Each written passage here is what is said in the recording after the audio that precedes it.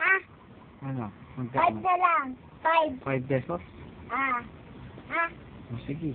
So, 4 pesos pa eh.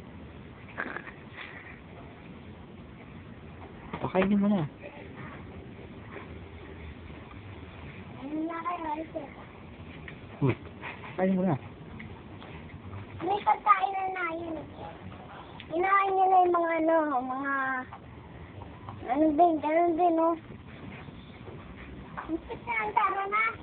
Kinagalan siya, kinakalot ka. Ano ba pangalan ng isa? Casey. Oh.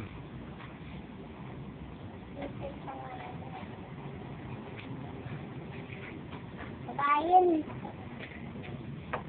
Ay!